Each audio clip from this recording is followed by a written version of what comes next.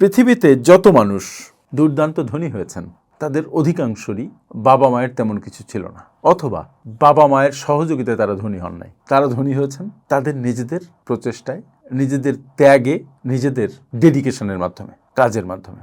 কিছু মানুষ দেখবেন যে ধনী বাবার সন্তান বাট নিজে কিছু করতে পারছে না। কিছু মানুষ ধনী বাবার সন্তান নয়, কিন্তু বিভিন্ন বিষয় ট্রাই করছেন, কিন্তু একই ফাঁদে আটকে থাকছেন, দারিদ্র্যের ফাঁদে।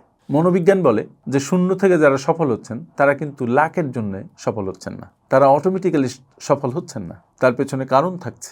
আজকে এই ভিডিওতে আমি আলাপ করব 5টা মনস্তাত্ত্বিক কারণ যা সফল মানুষদের সাধারণ মানুষ থেকে সম্পূর্ণভাবে আলাদা করে ফেলে। ভিডিওটা শেষ পর্যন্ত শুনুন, ভালো লাগবে। প্রথম যে মনস্তাত্ত্বিক কারণ সেটা হচ্ছে এই ব্যক্তিরা যারা সাধারণ থেকে অসাধারণ হয়ে ওঠেন তারা তাৎক্ষণিক সন্তুষ্টি বা গ্র্যাটিফিকেশন ত্যাগ করে। যারা শূন্য থেকে শিখরে ওঠেন, যারা একদম মাটি থেকে আকাশে ওঠেন। প্রবাসী ভাই বোনেরা, আপনারা যারা আর্থিক ম্যানেজমেন্ট নিয়ে দুর্দান্ত সংকটে আছেন, বিনিয়োগ নিয়ে কিছুই বুঝতে পারছেন না, তাদের জন্য এই বই প্রবাসীদের ফাইন্যান্স ম্যানেজমেন্ট। এই বই আপনাকে আর্থিকভাবে সমৃদ্ধ করে ছাড়বেই। পড়ে দেখুন। Thank you. অনেক সফল হন, ধনী হন, তারা মূলত দীর্ঘমেয়াদী লাভের জন্য স্বল্পমেয়াদী সুখ শান্তি, স্বল্পমেয়াদী আরাম এগুলো ত্যাগ করে। তারা কষ্টকে সহ্য করার জন্য প্রশিক্ষিত হন, তারা কষ্টের মধ্যে দিয়ে হাঁটেন, কষ্টকে এনজয় করেন এবং সোয়েটিংয়ের বিনিময়ে তারা প্রাসাদ করেন। অন্যরা যখন তাৎক্ষণিক ভালো লাগার জন্য যা পকেটে আছে সব খরচ করে ফেলেন, তখন তারা তাৎক্ষণিক ভালো লাগাকে গুরুত্ব দেন না, তারা ফোকাস থাকেন এবং ভবিষ্যতের জন্য বর্তমানে ছোট ছোট আনন্দকে বিসর্জন দেন। এবং মনস্তাত্ত্বিকভাবে সময়ের সাথে সাথে এটা তাদেরকে অন্যান্য অনেকের চাইতে প্রতিযোগিতায়, বিশেষ করে মানসিকভাবে অনেক এগিয়ে রাখে।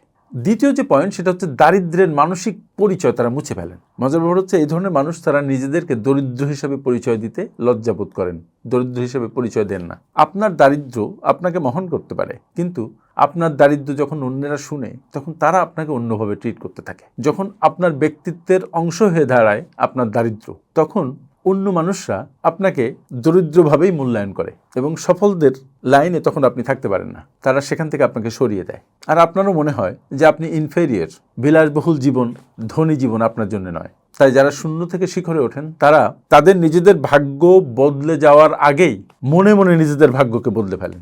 তাই তাদের চারপাশের সবকিছু হয়তো আগের মতোই থাকে, কিন্তু ভেতরে ভেতরে সে অনেক পাল্টে যায়, ভেতরে ভেতরে সে ধনী অনুভব করে এবং এই অনুভবই একসময় রিফ্লেক্টেড হয় in real world through his work.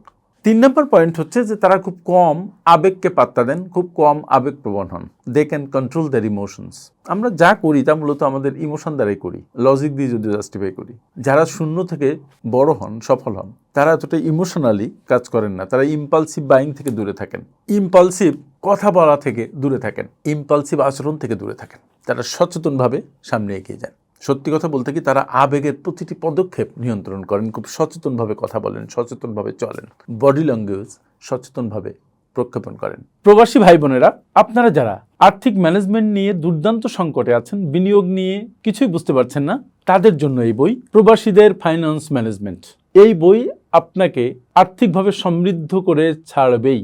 পড়ে দেখুন। Thank you. হতাশা, ভয়, লজ্জা এগুলো থেকে তারা দূরে থাকার চেষ্টা করেন, দূরে থাকেন। অন্যেরা যখন কোনো কিছু থেকে ভয় পেয়ে যান, একটু সমস্যা হলে আবেগপ্রবণ হয়ে পড়েন, তারা সমস্যা থেকে ভয় পাওয়ার পাত্র নয়, সমস্যার ভেতরে ঢুকে সমস্যাকে সমাধান করেন। এবং এই যে মানসিক আবেগ কন্ট্রোল করার ক্ষমতা তাদের থাকে, সেজন্য তারা দুর্দান্ত গতিতে সামনে এগিয়ে যেতে পারেন। তারা লজ্জায় কুঁকড়ে যান না, ভয়ে ভীত হয়ে যান না, ট্রাবলে তারা আরও শক্তিশালী হয়ে সামনে যান, আর সেজন্যই তারা বড় হন। 4 নম্বর পয়েন্ট হচ্ছে আনসার্টেনটির বা অনিশ্চয়তার উচ্চ সহনশীলতা। তার মানে এই যে চতুর্থ পয়েন্ট, এটা হচ্ছে তারা অনিশ্চয়তাকে, দ্যাট ইজ আনসার্টেনটিকে এক বিন্দু ভয় পান না। তারা জানেন যে লাইফ ইজ ভেরি আনসার্টেন, যে কোনো কাজ হতেও পারে, নাও হতে পারে, আনসার্টেনটি ইজ দেয়ার। তারা আনসার্টেনটিকে ভয় না পেয়ে তারা বরং আনসার্টেনটিকে আলিঙ্গন করেন। মানে শূন্য থেকে সম্পদশালী হবেন, তাহলে কি আপনাকে ঝুঁকি নিতে হবে না? আর ঝুঁকি নেওয়া মানেই সেখানে ভয় আছে, সেখানে নানা ধরনের বাধা বিপত্তি আছে। তাদের আছে মারাত্মক টলারেন্স। তারা মস্কে যান কিন্তু ভেঙে যান না। তারা জানেন যে uncertainty is everywhere, risk is everywhere. তারা they embrace risk, they embrace uncertainty এবং in this way they go forward. সাধারণ মানুষের মন তাদের সারাক্ষণ একটা কমফোর্ট জোনের মধ্যে আটকে রাখতে চায়, কিন্তু এই ধরনের মানুষ কমফোর্ট জোনে আটকে থাকার মানুষ নন। তারা মনকে বন্ধুতে পরিণত করতে পারেন। মন বেসিক্যালি সবার শত্রু, কারণ মন আপনাকে সবসময় কমফোর্টের মধ্যে রাখতে চায়, কিন্তু কমফোর্টের মধ্যে আপনার সফলতা নেই।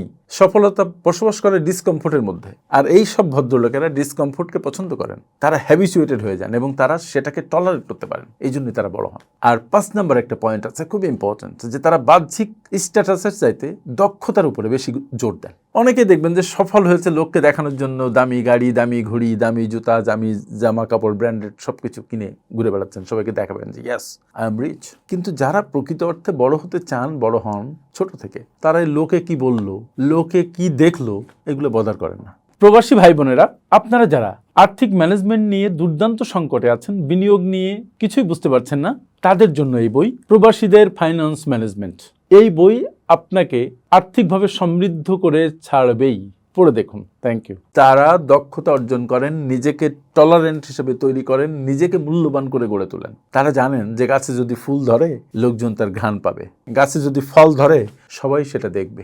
সুতরাং তারা শোকেসিংয়ে ব্যস্ত হয়ে ওঠেন না, তারা তাদের সমস্ত মনোযোগ বিনিয়োগ করেন তাদের কাজে, তাদের গ্রোথে, তাদের সাকসেসের পেছনে। আপনি যদি এই মানসিকতাগুলো বুঝে যান, তাহলে আপনার জন্য সফলতা সহজ হয়ে যাবে। ভিডিওটি ভালো লাগলে সবার মধ্যে ছড়িয়ে দিবেন। আমার সাথে দেখা হবে আবার অন্য কোনো ভিডিওতে। Thank you very much. আসসালামু আলাইকুম।